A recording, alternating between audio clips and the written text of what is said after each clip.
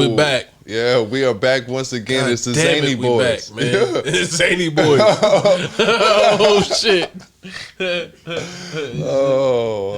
We are back once again. It's the Wash Guys. We are never washed up. Never washed up. I am Sean Luke Picard.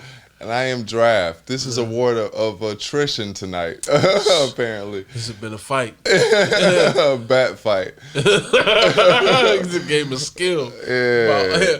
By any stretch of the imagination. But yeah, we are the Wash Guys. Wash, never washed up. This is episode 64. 64. Shout out Nintendo 64. Yeah. Super Smash Brothers. GoldenEye. Like what I didn't mention before. There was a before? Yeah, the forecast that we did before this shit. No cast. Super Mario 64 was actually super dope. Like one of the games that actually changed gaming forever. But shout out to Super Mario 64. This is episode 64. How was your week? Washed. Fucking exhausted. Tonight included. But no, work just been kicking my ass. I talked about on the forecast. Sorry.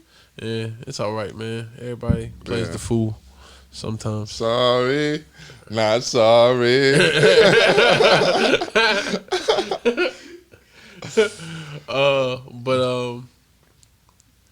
Yeah, man, just trying to maximize my time considering my work flow management. Dealing with people and a lot of the shit that they got going on has been trying, to say the least, especially because we got the means to communicate effectively.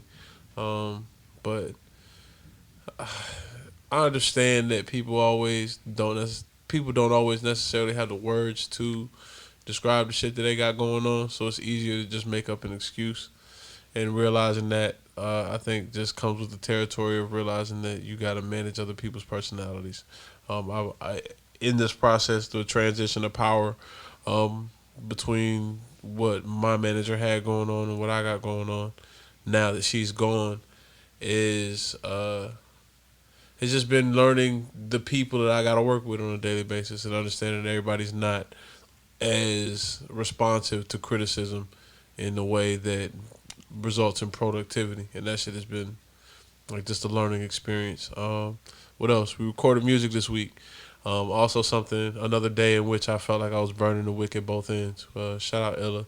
But yeah, it was a long day. We ended up, I think we just watched the game, did something light, and ended up going to Illa's afterwards. Yeah. And it turned into a 2 a.m. night. So yeah, man, just learning how to manage my time when I do have the means and the energy to get shit done. Like, what's the most effective use of it? Like, how do I make sure I get the most out of my time spent? How was your week?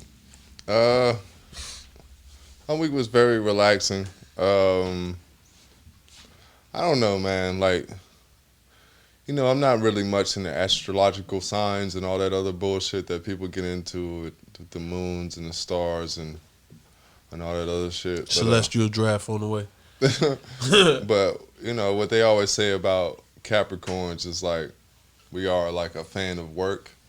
And I do feel like it's hard for me to really enjoy, like, idle time? Yeah, because it's just, like, it's cool.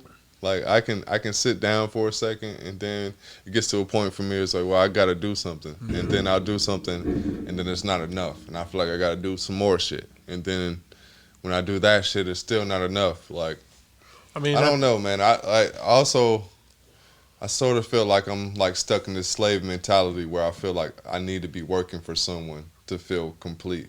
Because it's so ingrained in our culture, in American culture, like, either you're at the top or you're at the bottom. And maybe I'm just, like, so used to being at the bottom, I don't know what it feels like to be at leisure. Yeah, that's a justifiable concern, especially when you do have your own idle time and you're like, well, none of these things seem like they're reaping the type of benefits I need. Maybe I need guidance. And I think it's just Like, Especially for you. Like, I'm on the opposite end of the spectrum where I feel like I've been working for somebody so long. When I got the reins, like, I second guess myself. I think to a certain extent, the opposite side of that coin is when I have my own time, I feel like my efforts aren't being put to good use. And I think figuring out where your efforts are best, the most useful. I thought I had too many thoughts at once. Not even you, There was a book called The Science of When. No. I thought about this shit like as you were talking. Like, all right, man. Full disclosure. You know what I'm saying? I've been having quite a few liquor store runs. You know what I'm saying? just to be completely honest. But I'm in there today, and I seen this old nigga like a little bit shorter than me. He was slim too, and he was just like bummy as fuck. He's just like in there by himself.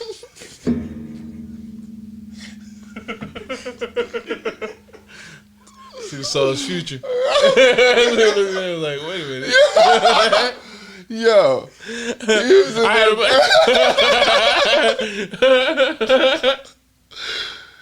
He had an out of body experience. I was like, oh shit. Cashier's like, hello.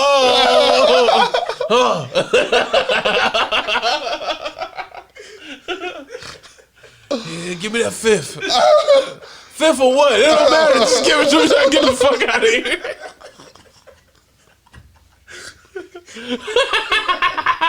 Oh shit. No, I feel you, bro.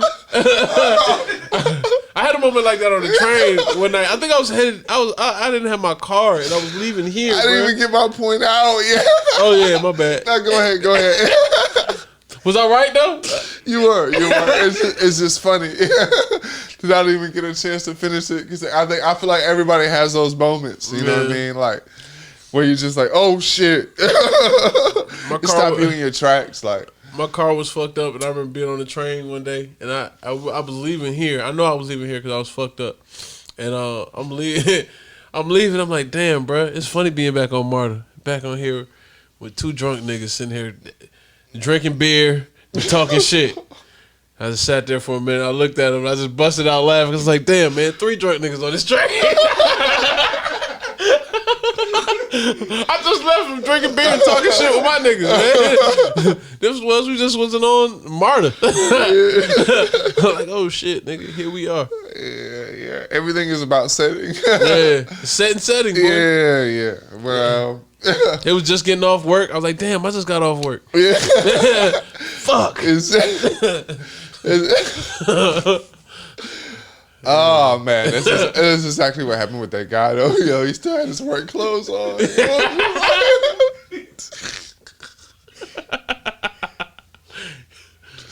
trying to get right, but yeah. All them nights hopping off the truck. We're gonna bleep that. But all them nights hopping off my work truck. Yeah. Going in there and be like, let's get the bottle. I drop it off at home. Drop this truck off. Just come right back. Change clothes. Be ready in time for the pod. But yeah, man. That pretty much sums up my week. There you go. Washed. Yeah, I couldn't even get it all out, but yeah, y'all get the gist of it. Yeah. Saw an old nigga at the liquor store. I was like, oh shit. You want to double back and do countries? Yeah, we should do that probably. Let's get into the countries as we usually do around this time. Oh yeah, shout out No Limit Exposure. Shout out Warren 404 Creators. Get well soon, Taji. Yeah. Sorry, this is one of those things, but yeah, we're just back once again. One of those days that a pod goes through. It's like no look past his days. Jason Kidd. Yeah, shout out to him and his people. We're gonna get into the countries. These United States, the United Kingdom, shout out United Kingdom, Australia, man. Canada, Franks and Beans, Iceland, y'all niggas eat. No Germany, One Black podcast of Iceland. Shout out Germany, Ireland, Russia, Berlin is dope. Shout India, out Russia, the Kremlin. Oh shit, this nigga had me dying, man. France. Shout out France. Brazil. Norway. Brazil. Yeah, Shout out Brazil. favelas. Brazil. Mm-hmm. City of God. All that good shit. New Zealand, Finland, Costa Rica, Shout out to Kiwis. Puerto Rico, Romania. Romania, Spain, Ecuador, Denmark, Shout out Denmark. the Netherlands, Danish. Sweden, Singapore, Slovakia, Take trips to Belgium. Slovakia. I don't like a lot of you. And I ain't got a lot of you. Got Italy, bitches that'll Qatar, Turkey, Turducken. Turkey, Hong Kong, Japan, Mexico, Just South saying Korea, shit. Shout out South and Korea. of course the Saudis, Saudi Arabia. Shout out Saudi Arabia. But yeah, like I've been saying, a lot of times we are back once again. We are the wash guards, washed, never washed up. Wash never washed up. We covered our week. Let's do Yeah. wash moments. Let's get into the wash moments. My wash moment was I had a conversation with my homeboy while we was at his house. One of my favorite things to do is like discover snacks that I forgot about. So like I had come over there and cooked. I made like nachos with some steak, some top sirloin that I got from work. One of the perks of working in the kitchen and testing out new meats. Pause. Yeah. But yeah, we've been getting somebody to process a lot of our meat. So like now Pause. we get these What's her name? all right, man. This reboot is coming back with shots. But no, I got like some top sirloin and I was just like, man, I gotta do something ridiculous with it. So I was just marinated and made nachos and they actually turned out really, really dope. So I'm just spreading the love. And I ended up going up there and I had like ran to the grocery store and ran across like a few last minute things I needed and ended up picking up a box of Dots. And we can't go back through the whole rant that Draft went through about Dots earlier, but yeah, he there's a special place in hell for Yeah, man. For Fuck me and Dots, Dots. man. You know what I'm saying? According to That's all I Draft. really want to say. But yeah, Dots was on this list of candies that we looked at from like our generation, like 90s candies in general. And we just realized how trash most of these candies were.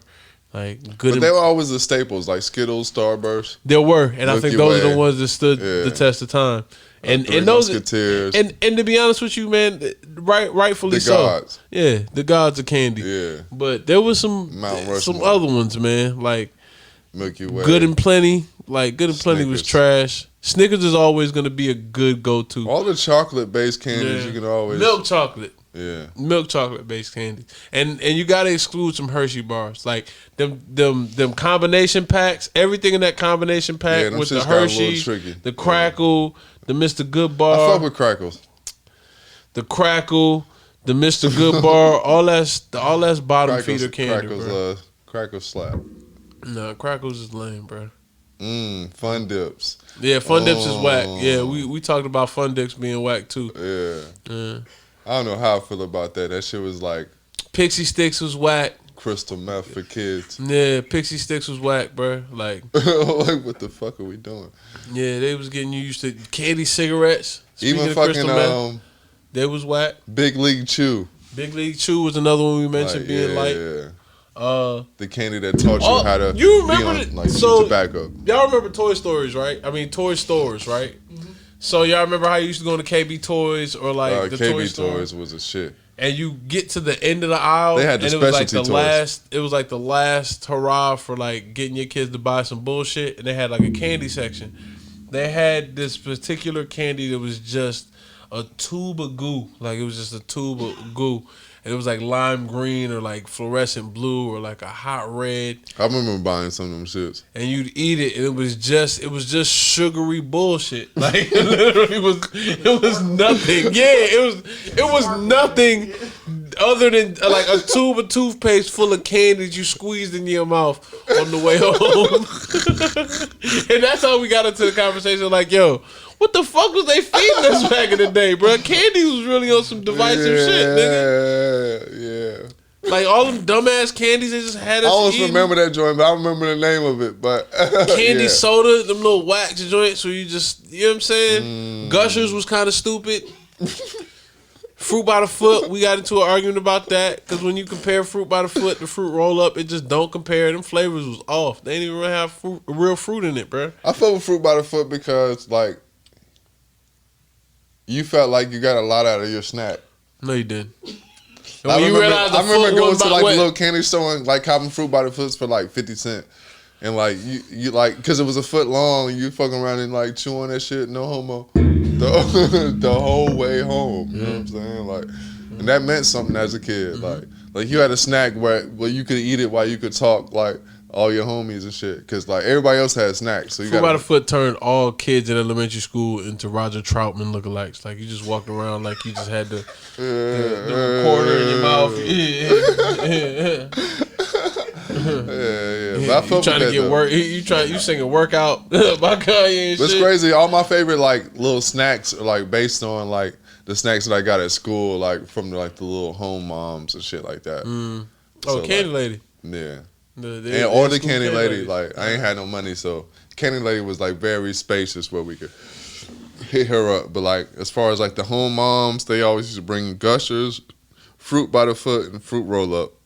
Those are like the big three. The big three of the candy industry.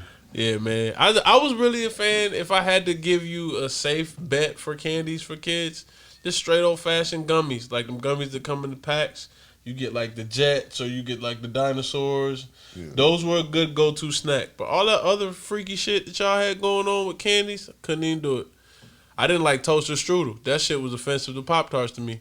It was a little bit too much work for me. Yeah, man. Why the fuck I want to do all that? I already got to go to school, man. You got to be solving this packet. Then I got to like conserve the packet for the other. I do arts and crafts, bro. I had to ratio out this icing because I'm only going to get enough for like 1.5 toaster strudels. And I used to respect it because like it is like a fresher taste. It's like a Pop-Tart, but like really. That shit never got toasty enough or it was too burnt. Like, it would be floppy if you ain't get it just right. And if you burnt it too much, it tastes like a brick. What's crazy is like, you know how like you would determine like a nigga who listens to like.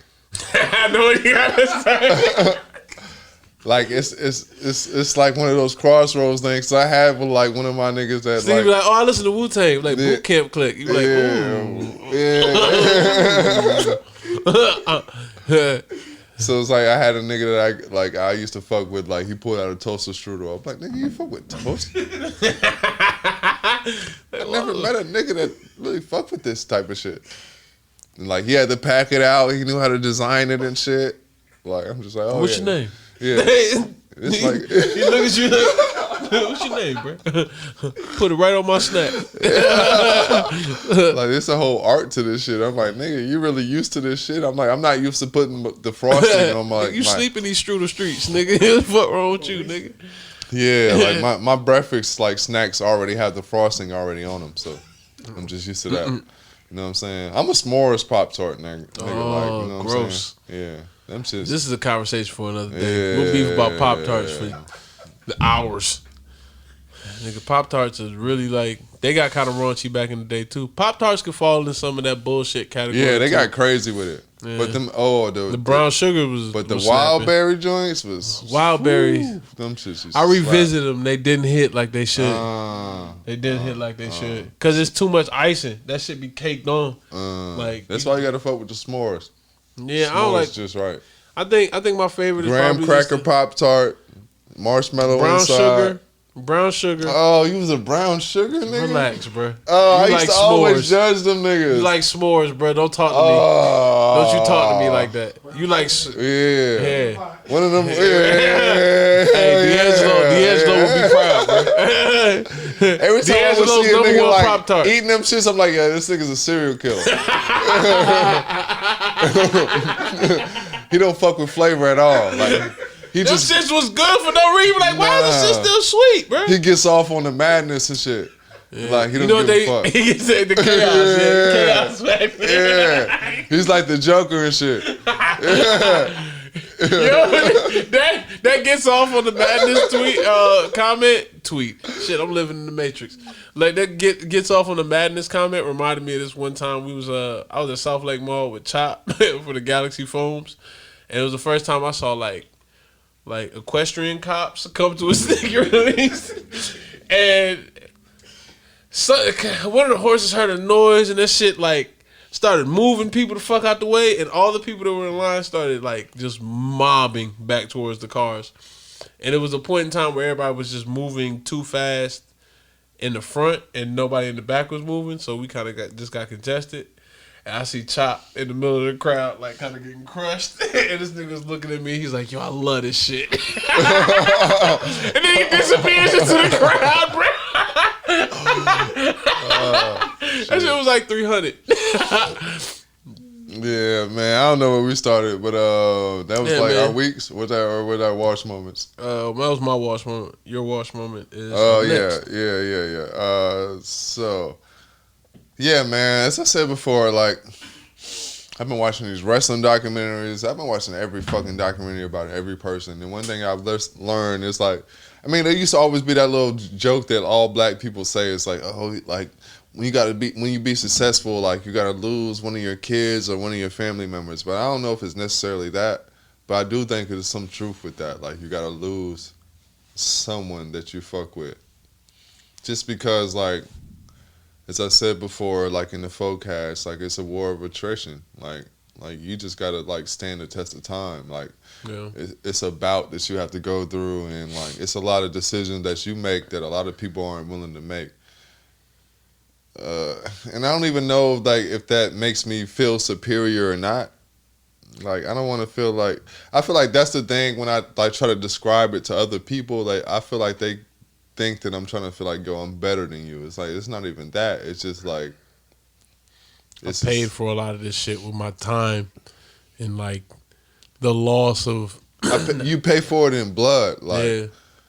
like you know. The loss of people around you really affects you different because you feel like, damn, man, I feel selfish. Yeah, and ideally you would just buy into my dream. Like I remember like me and you being at a certain event. It's Music Is My Life. Back in the day, shout out to New Era, shout out to Fonz, shout out to Shout out to Fonz. Taji. Yeah, shout out to Taji. Shout out to Fonz and Taji. But shout out to them two people.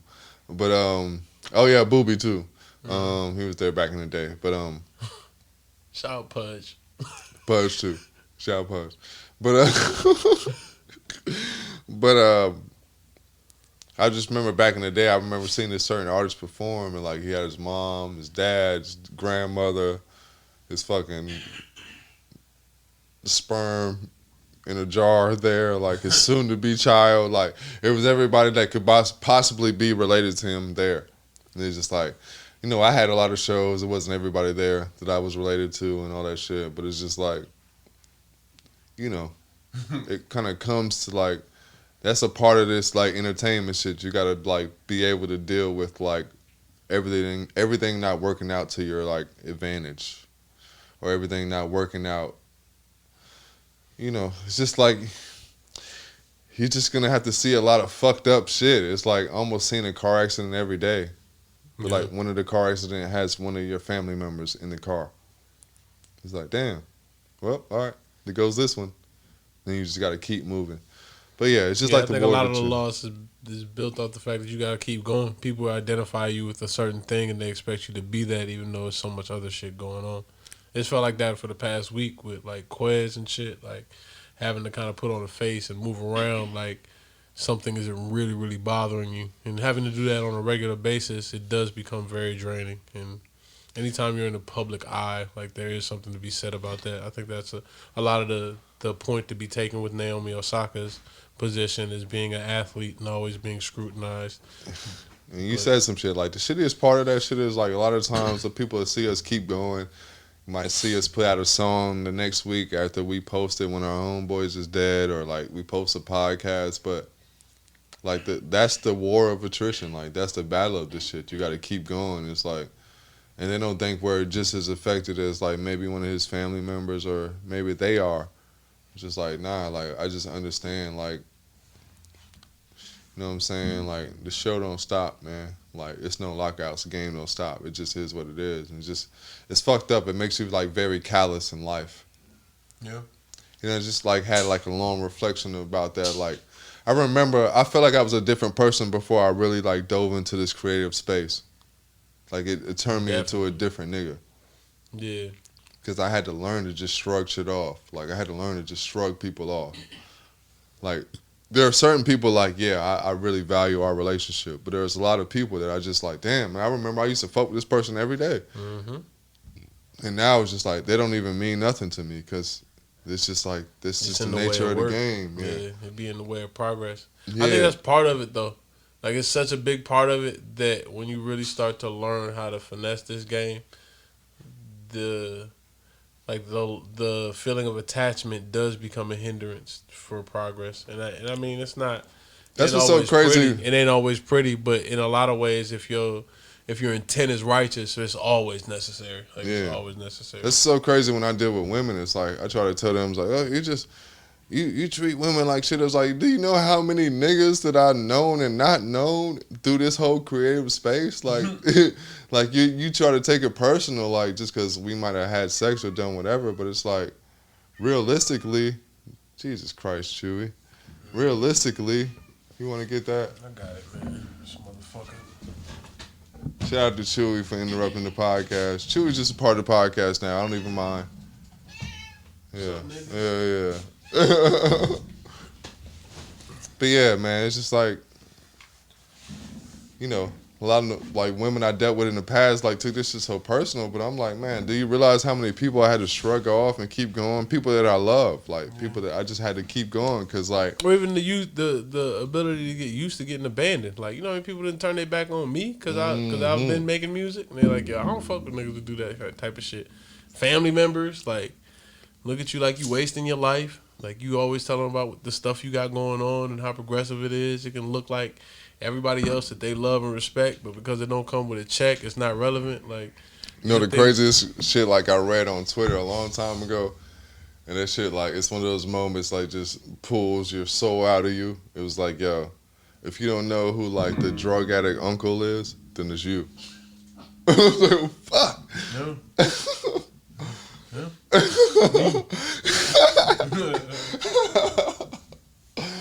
But I mean, I felt like I've always felt like that. Like, especially because when you got history, like as your backdrop for all of the shit that you kind of saw growing up, and then you see how things fall in a certain vein, it gives you perspective. I currently got family shit going on now where I've had to sit back and look at it and say like, oh. Like, the things that I viewed as black and white when I was a child were very, very nuanced because I didn't know what life was like. I had no experience or frame of reference. Yeah, and I think it's the same shit with art. Like, yeah, for sure. All this shit look cool until you get an idea of what it takes in order to do it. Yeah, until you get your feet in the ground. And now what? Now the ball's rolling. Everybody looks to you and expects a certain level of like output or creativity, and then you don't have that. And maybe that's why it's for nothing. It ain't even for no financial gain. It's just for nothing. Yeah. And people critique it and mull it over and either tell you yay or nay on whether or not it's viable. And this your everyday life. Yeah, man, it can be a lot. It is a lot. Yeah, maybe that's what I was getting at. It's just like I don't know if people understand like a lot of times like we do this shit all for nothing. Like, this shit could be for nothing at all. Like, and then we still been exposed completely. Mm-hmm. I had somebody tell me, like, you know, some shit about some rap that it was completely about my daughter or completely about my mom or completely about my family life. Like, and they're just like, I ain't really fuck with that, bro. And that's it. Like, that's just the end of it. I ain't get no money from it. I spent all my money on it, and that's it. That's just the end of the road. Shout out to Boys and Men. But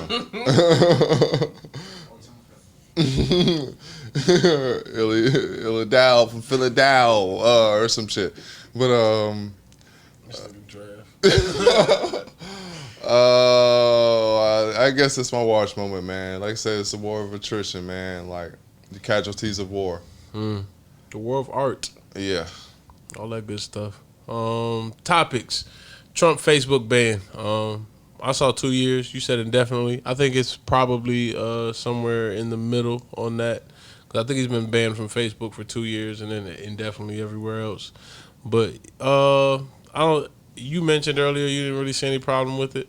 I do think it's time that we had kind of a break in the madness, especially because he has such a power to stir up the a certain type of Speaking of Trump, like, so White. I finally just watched the Black. demographic, not even white. Yeah, I finally watched the Black Klansman, and first of all, man, Denzel's Jr. or whatever the fuck that nigga name is, stop wearing fake afros, my nigga. Like, just am I the only nigga that saw this shit was disgusted? Like, why didn't he just grow his hair out? Like just grow your hair What other out, movie bro. did he wear a fake afro in, bro? Or, but we done seen the crazy dope weaves, man weaves. So why the fuck does this Yeah, we nigga do. afro got the bullshit roundabout hairline? Like they Y'all just got to start getting these Instagram barbers on y'all sets. Man. yeah. Y'all gotta That's go the problem y'all gotta go with, to like- Atlanta. Y'all got to go to Houston. Y'all got to Yeah. figure out what y'all need to do in order That's to the get problem with proper hairline. progress. If y'all was really on progress shit, why the fuck am I seeing better Why we hair looking like people this? on Instagram than in Hollywood movies? This is a conversation to be had. Cause everybody does lace fronts now. yeah. And they fire. They fire. Why we can't get this type of effort in movies? Why the fuck are we seeing these crazy ass bullshit Yo, bad hairlines? hairlines, the blackface of our generation, bro. Yeah, them bullshit hairlines y'all doing with these fake afros and shit. Tyler Perry started it, bro. Yeah. Shamar Moore, never forget.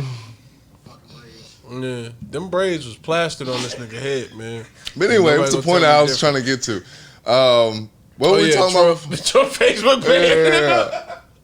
But all right, but it was a point in the movie where they were talking about, yo, what happens when like a white leader gets in like political power? Like what happens if he's even in the White House?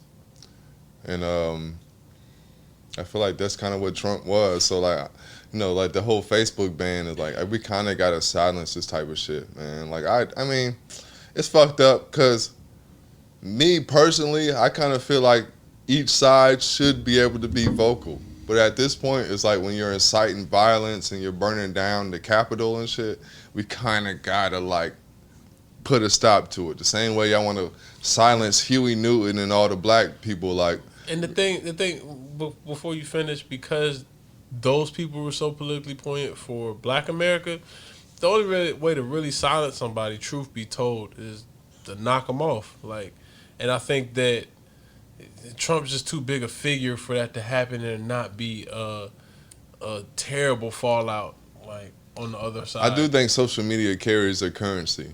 So like, yeah, definitely, and I think that's once why yeah. that's why they're stripping him from being able to trade ideas in these spaces, because he's been so cavalier and irresponsible with the platform he has. But he's always been that way from the presidency on down. Yeah. Like he's taking liberties that other people would not normally do just because he knows he has an audience that's gonna pay attention to whatever. and because he he says. has a like very specific audience that he knows he can like get going, like he gets the people going, like in a certain demographic. You kind of gotta silence him right now because like we've seen the ramifications of like his words and like speech. I mean, this happens in a lot of different arenas. Like I saw Billboard do it with 6ix9ine. We saw it happen with Trump now twice, and it's probably going to continue to happen as messages become more passionate and I guess people's incentives become more divisive. I saw them doing YouTube ads with Stacey Abrams where they're talking about Jim Crow 2.0. I guess Republicans being like very, very Republicans pushing a lot of narratives that keep people from accessing vote or exercising their right to vote as freely as they have been recently. And I think it's one of those things you start to see people move differently based on whatever their political leaning is. Like I think Trump is just finding an angle that he can push until 2024 if he decides to run, and if not, just cashing in until something shake. What's so weird about like the political climate, like at the given moment, is like people rather trust like these old ass figures, like that they feel like are tied to something else that they can trust, rather than like trust a new face.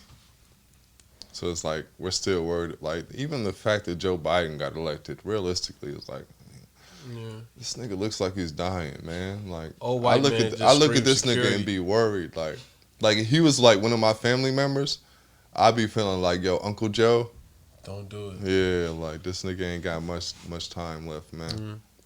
You spend his time with your family. He was fat and then he was skinny. He was eating ice cream. Now he just slurring his words. Brother. Yeah, like that. Yeah. Just like that. But on that note, Wash Guards will be back at you once again.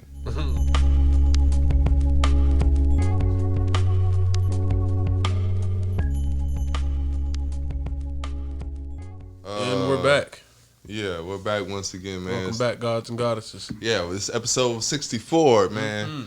We the Wash Guards, washed, never washed up. Yep. On to our next topic. The NFL race norming conversation.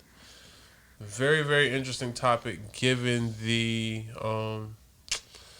social climate right now and a lot of the ramifications that would come from having to pay NFL athletes for the damages that they sustained due to a long career in the NFL. Basically, race norming is a way to antiquate the intelligence of a specific person or group of people so that they're in contrast to somebody else who may be paid more or have more access or be in a position to fare better than somebody else.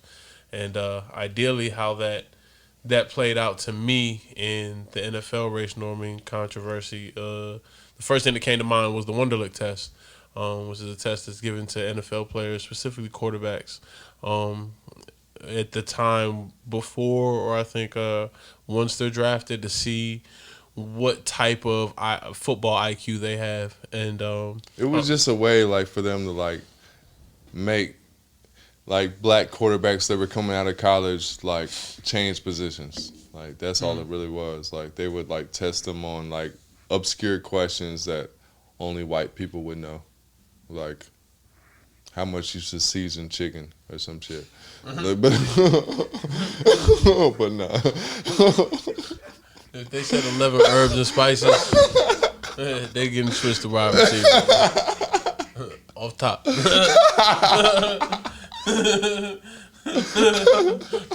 Y'all switched to DBs in a hot second, boy. If they know what hot sauce in my bag means and who it came from, you on the line, baby. They know all the words to Atomic Dog. Yeah. Bow wow wow, yippee-yo, yippee-yo, bow wow, yippee-yo, yippee-yo, yippee-yo. Yeah, but it was a test to really to divide like Swishers or Dutches, either both wrong. Get him out of here, bro. This nigga's a kicker. No, you don't touch that ball with your hands, boy.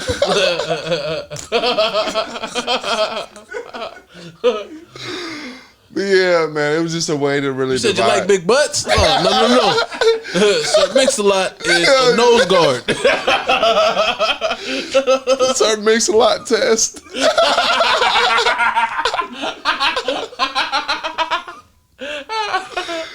Sir Mix-a-Lot test. Yeah. That's what they give you in the XFL. They ask you if you like big butts, and if you cannot lie. But You can't lie. Literally can't. Yeah, they put a gun to your head, like, nigga, you can't lie. Swear it.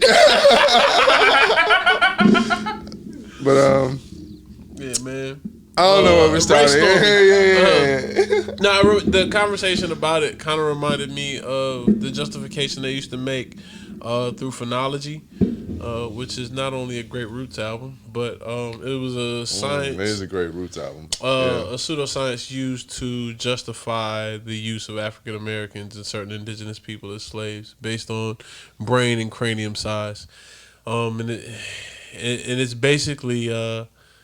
It's kind of like Darwinism in sports to a certain extent. You're seeing how they're using uh, science in order to marginalize black athletes once again. Like you saw it with It's just a way for them to jerk them out of their retirement plans. Like, yeah, kind of what happened. What's happening to Simone Biles in reverse right now? Yeah, that's crazy. I just finally just saw the Biles, like It's live. wild. Yeah, the Biles is wild. It's wild. Yeah. Shout out to Simone Biles. Yeah. Like she's really on some shit. Like I'm like, Black athletes, especially female black athletes, right now, are kind of turning up. Naomi Yes. Osaka. it's that track star that's going crazy with the blue Yeah. hair. That's everybody's been retweeting. Yep. But shout out to her. But what the fuck were we talking about? Just the idea that you're racing the on me. goalpost is always moved when it comes down to athletes. Well, yeah, like I was especially saying, when like we're it's just black. another way for them to cheat them out of their retirement plans. Like we know the majority of like players in the NFL are black, so like we can say that they already had this brain problem. So when it comes down to CT and other like brain problems that happen over time, You like just pay them less. yeah, or we could just not pay them pay at them. all. Like because there's a lot of like I think the minimum requirement is you play like at least 3 years in the league. But I may be mistaken. Maybe it's from 3 to 5 years, but that's like the requirement for you to get the retirement benefits. So I know they're trying to find ways for them not to pay a lot of these players because it's a 53 roster, 53 man roster. So it's like it's a lot of guys that like over time that have a lot of like head trauma because like that's just the nature of the NFL. Like Right. I was saying before, like as I watched the dark side of the NFL, like we talked about how like the team doctors are like, like their job is to serve the team. Like they serve the owners, they don't serve the players. So they're like everything is a bruise. Like they talked about, I don't remember his name, but he's a quarterback for the Bears, 85 Bears. But basically, he was talking about how he went to the restroom and he was pissing blood, like after the doctor just told him he had a bruise. And like he had internal bleeding and they had to like rush him to the hospital. Like he damn near died on the field. After doctors just kept telling him he had bruises. Because they served the team, you know what I mean? But, Yeah, you saw that depicted in Any Given Sunday. You keep giving your athletes painkillers instead of treatment. Like eventually you see a career-ending injury. Like, and then it's off to the glue factory. Yeah, they had Kyle Turley in there too. I don't know if anybody remembers him, but he was a Saints like offensive lineman. He had a famous play where he like ripped off a player's helmet. I think they were playing against the Cowboys because like they disrespected one of his teammates and like he threw it in the middle of the field. But he was talking about how one of the team doctors fucked him over. Like he had ruptured discs in his back. And, like, they told him he just had bruises, of course, and, like, he got a second opinion, and then they end up cutting him, and then, like, they try to play him like he's, belligerent, and, like, they kind of blackballed him from the league. It's just really fucked up, like, what players have to go through. It's a warrior sport, and I don't feel like this shit really hasn't been addressed enough. Like, as much as they try to change the rules and change, like, retirement plans for players, but it's still fucked up. There's so many players that's already been affected that they're still living through this trauma. Like, this shit is like a car collision literally every play. But, yeah, on that note, COVID lab leak. The Dr. Fauci emails have been popping up in a lot of news outlets. I don't know what theme song that was. But, I don't know. Shout out Draft. Dr. Fauci music. Fauci tunes. Yeah, let's say Fauci. Fauci. Beats by Fauci. Beats by Fauci. He say it like Lil Wayne. Tucci, like Tucci. And they got the lighter in the background. Weezy F. Fauci. Yeah, Weezy F. Fauci. Please say the Fauci. Please say the Fauci, baby. Yeah. But yeah, Fauci been dropping bars in these emails, apparently. One of the things that he said was that the need for the vaccine was strictly based off of an urge to get a solution out, so that way the country could kind of get back to normal. And it's a 3,000-page document, so of course I did the Cliff Notes, but a lot of the things that were expressed in the email do kind of sound reminiscent of things we talked about on this podcast previously. The idea that a lot of these numbers just may be numbers, not necessarily based off fact. Because a lot of the things that they say that the vaccine and that masks, that all these other precautions that we took, like the shutdown, really didn't do much to slow down the spread of this disease, and probably won't in further trials and developments and mutations of this virus. We've already seen, like, there's been one of the things I thought about that I didn't remember the news outlet for, but they talked about trying to change the narrative of the strands. Like, they're not naming the strands after geographical places anymore because they feel like it's no more kung flu, huh? Yeah, no more kung flu, no more Indian strands. But the thing that the UK strand, yeah, all of the thing that they're overlooking just based on like them trying to be politically correct instead of focusing on the import of the meaning behind it, is you're going to lose the ability to document where these things come from.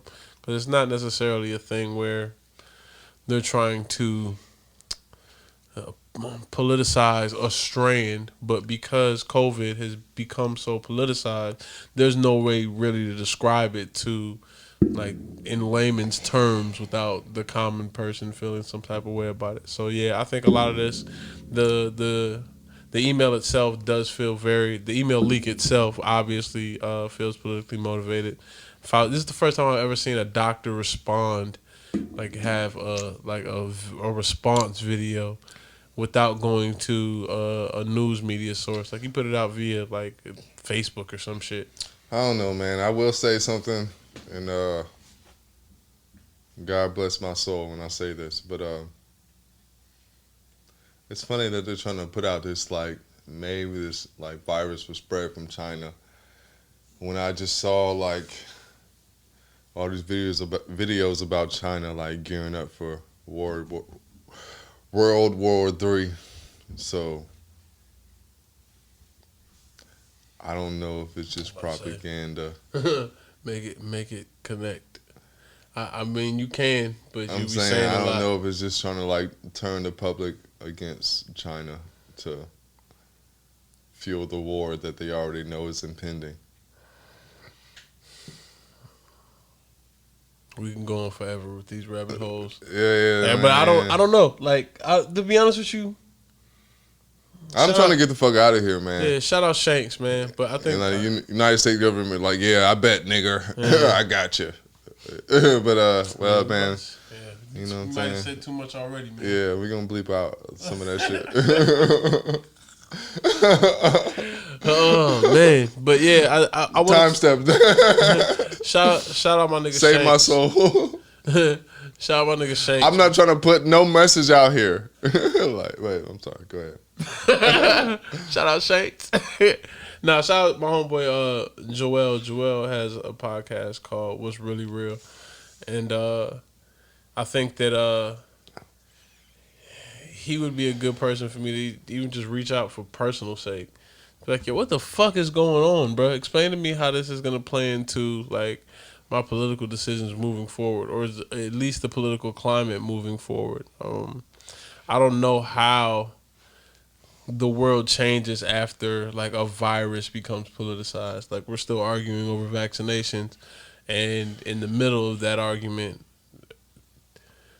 there's an email that comes out basically stating that a lot of these may have just been placebo, like, or the efforts to distribute vaccinations this quickly was a placebo effect, like, so that way people could get back to normal. And that's kind of scary if you can just play with the structure of people's social lives, the way we feed ourselves, the way we interact with each other, just because there's a pandemic and you don't have any answers. Like somebody should be in charge, and so especially somebody who had a heads up on all these things based on what they saw going on the other side of the world. Like somebody needs to be held accountable. And I think the lab leak is just them kind of passing the buck, because everybody was a certain level of unprepared for all of this shit, man.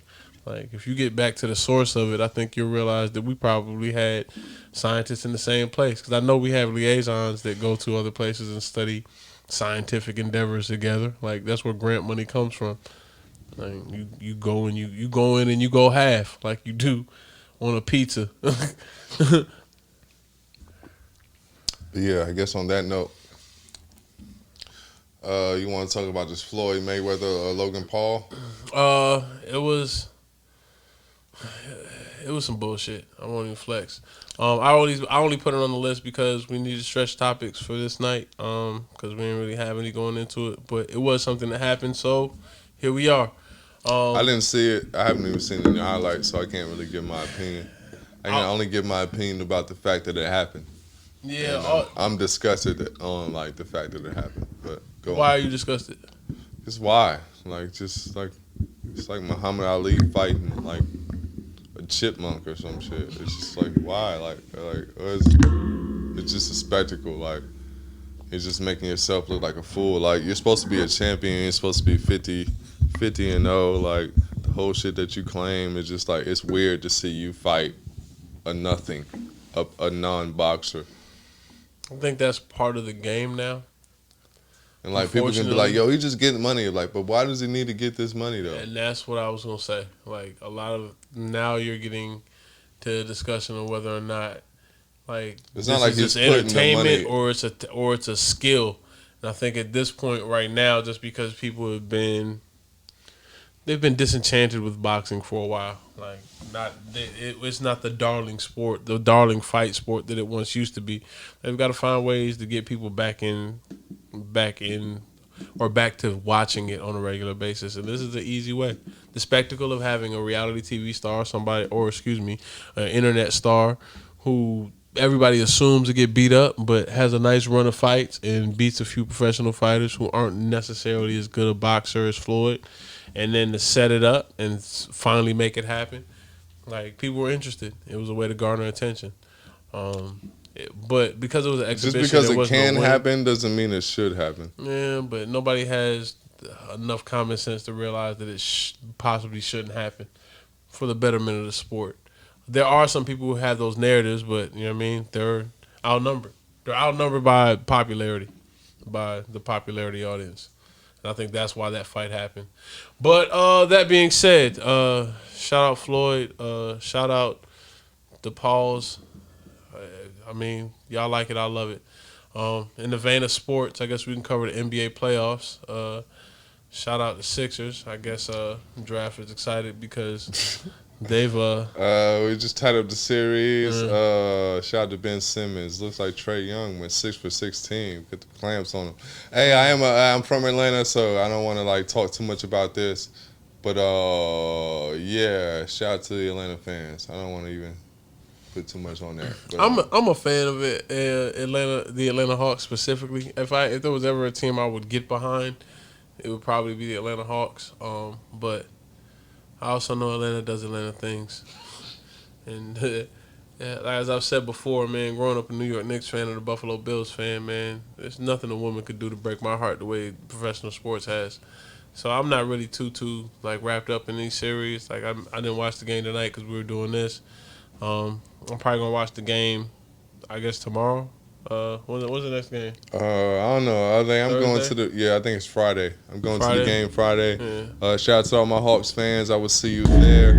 Let's just go ahead and get into what we've been watching and listening to. All right. What have I been watching? MODOK. Finally finished the season. Shout out Draft. I know he was getting impatient, threatened to ruin it multiple times when we were just sitting here quietly and nothing was being said because we hadn't watched it yet. But it does start off slow. I forget which one of you mentioned it. Either you or Taji was like, yeah, it starts off slow. You got to get past those first 3 episodes. But eventually I did get into it. I did see a lot of the Easter eggs for other Marvel characters. I want to start looking into the villains that they had in the bar with no name. That shit was pretty hilarious. Oh, yeah. That was funny. And I think it was well written. I'm not even mad at the writing. The complex storyline, had time travel, all that good shit. Yeah, Seth Green. Very Seth Greenish. Yeah, he did his thing, man. Yeah. There was a lot of callbacks. It was kind of callbacks without being Family Guy-esque. There was no it was like that. It was a lot wipes. of that. It was really, really good, like comedy arranged in kind of a unique way. Cartoons give you a little bit more freedom than live action, but It was very well done. I'm interested in seeing the next season. What else you got? What else did I watch? I've been watching a lot of No Reservations. There's a Anthony Bourdain documentary getting ready to come out called Road Running. And I'm really, really excited. So I started prepping for it by going back and watching a lot of the old the old episodes of No Reservations. I watched the one where he went to Thailand, which was really good. The one where he went to Boston. Boston looks like a terrible city, man. I can't even flex. And then a lot of the places that like they do have that are unique just look like terrible places from other cities. They've got another thing I realized is like on these food channel shows when you see these people travel to different cities, like every city in certain places has the same kind of shit. Like everybody got a steak sandwich up north. Like there's a cheese and steak, there's a Philly cheese steak, and then there's a steak and cheese in Boston, and then you go to Chicago and there's like an Italian beef, which is basically like a Philly cheesesteak that they dip in dirty water. And I'll sit there and I'll look at it like, yo, all of these is just like there's the same food every city in every place, probably developed around the same time. But you only figure that shit out by watching stuff like No Reservations or what was the other show that he had? No Boundaries. It was pretty much the same show just on CNN. But yeah, I've been watching a lot of that. Old Kill Tony episodes, still making my way through those. I think, did I watch anything else interesting this week? Oh, fucking Bar Rescue. My old boy had me watching this show called Bar Rescue where it was pretty funny. It was just like this. He was like, yo, he explained it like, yo, I love seeing people who are well off complain about problems that are easily fixable. And then I really, really enjoy somebody in there telling them they not shit and how they could do better. And then just telling them just like, yo, if you want to let your business die, you can just go ahead and let it die. I don't give a fuck. And he explained it to him like, yeah, why would you watch this shit, bro? Like, this is you gentrifying yourself, bro. Like, again.